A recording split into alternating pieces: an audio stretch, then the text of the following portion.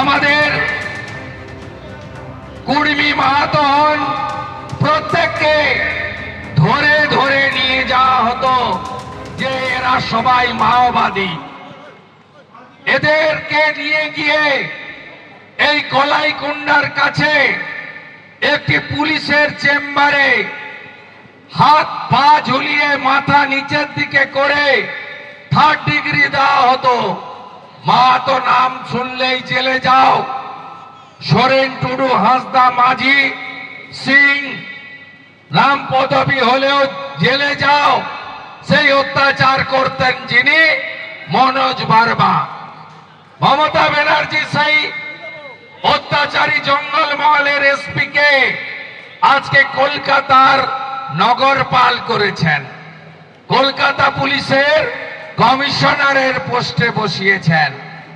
এই জায়গায় আমরা বলেছিলাম সেদিন যে আসল পরিবর্তন আনতে হবে।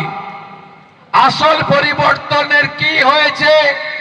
হ্যাঁ, কিছু মানুষ ভাতা পেয়েছেন 500, 700, 800, 1000 টাকা, কিন্তু আমাদের বাড়ির যুবক ছেলেরা তাদের বাড়ি ছেড়ে ঝাড়খণ্ডে, বিহারে, উড়িষ্যাতে, ছত্তিশগড়ে, মধ্যপ্রদেশে চলে যেতে হয়েছে পরিযায়ী শ্রমিক হিসেবে।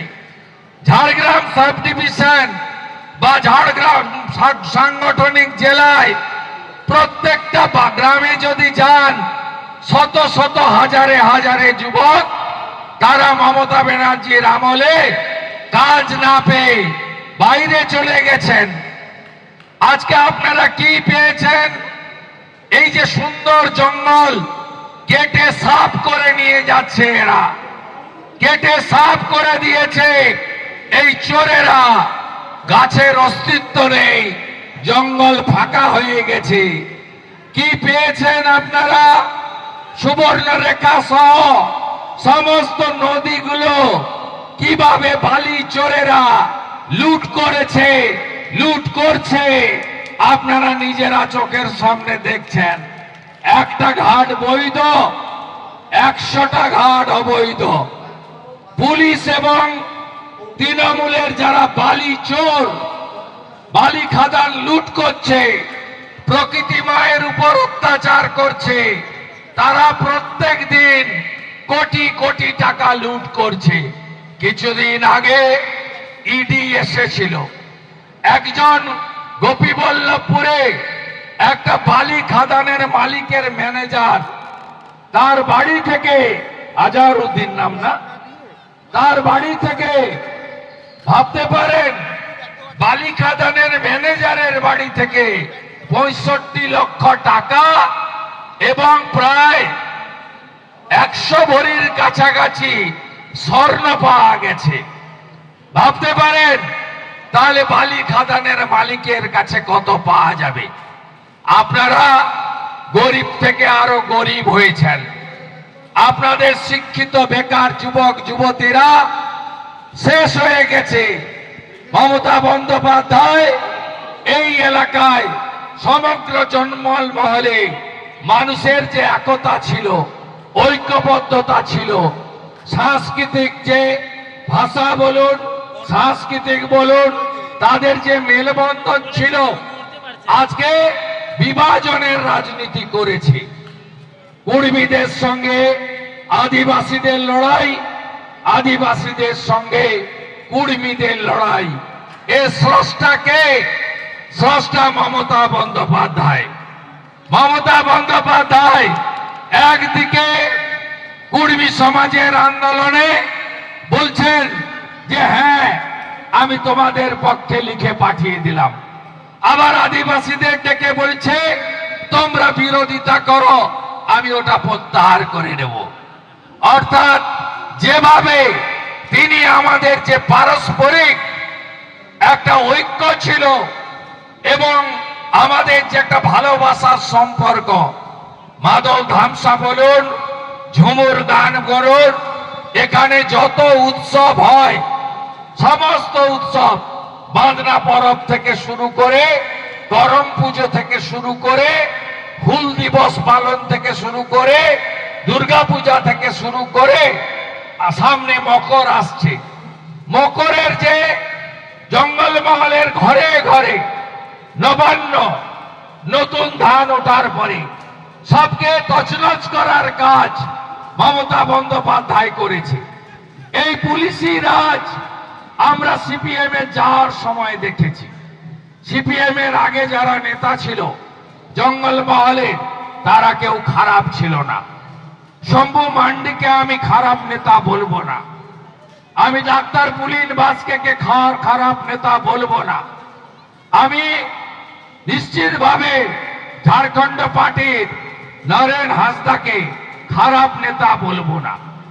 এরা একটা সময় জঙ্গলমহলের মানুষের জন্য লড়াই করেছে, কিন্তু সিপিআইএম যাওয়ার আগে শেষ কয়েক বছর পুলিশকে সামনে রেখে যে অত্যাচার করেছে এই মনোজ বার্মারা, যারা মমতা ব্যানার্জির হাতে আজকে পুরস্কৃত ক্ষমার অযোগ্য অপরাধ করেছিল, তাই মানুষ জঙ্গলমহলে দুলাল মুর্মু, চূড়ামণি মাহাতো, ডাক্তার সুকুমার হাসদাদেরকে নির্বাচিত করেছিল অনেক আশা আর স্বপ্ন নিয়ে। কেন্দ্রীয় সরকার অন্তর্দয় অন্নপূর্ণা যোজনায় চাল দিল, মমতা ব্যানার্জি স্টিকার লাগালো, বলে আমি তোমাদের চাল দিই। চাল তো ভারত সরকারের, আমরা কখনো বলি না নরেন্দ্র মোদীর চাল, আমরা কখনো বলি না বিজেপির চাল, আমরা বলি প্রধানমন্ত্রী অন্ন সুরক্ষার চাল। দিদিমণি পিসিমণি, সেদিন তিনি দিদি ছিলেন, আমরা তার সাথে ছিলাম। আজকে তিনি পিসি হয়েছেন, আমরা তার বিরোধী। আজকে তিনি বদলে গেছেন, আজকে তিনি এক চোখ বন্ধ করে রেখেছেন।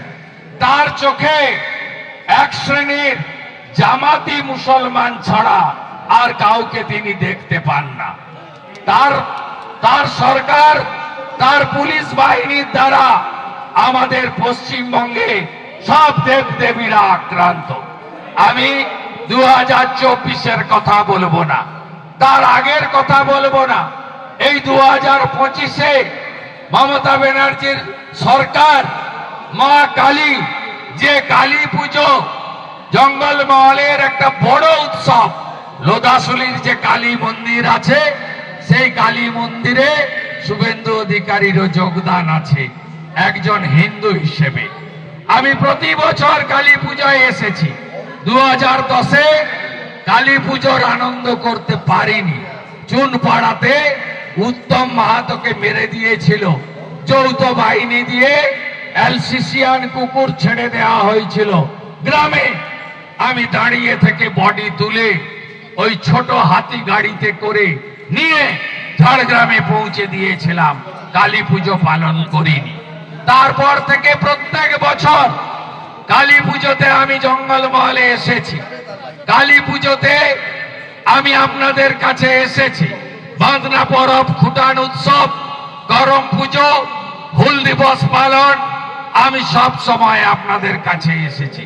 মমতা বন্দ্যোপাধ্যায় তোষণের রাজনীতি এই 25-এ কালী পুজোতে আজকে কাকদ্বীপের সূর্যনগরে মা কালীকে 500 পুলিশ দিয়ে প্রিজন ভ্যানে তোলার কাজ করেছে মমতা ব্যানার্জির সরকার। জগদ্ধাত্রী পুজোতে 5টা মূর্তি ভেঙেছে মন্দির বাজারে। আপনারা জানেন কিছুদিন আগে হনুমানজির মূর্তি, বজরংবলীর মূর্তি ভাঙা হয়েছে, আপনারা নিজেরা জানেন। এবিপি আনন্দ, এগিয়ে থাকে, এগিয়ে রাখে।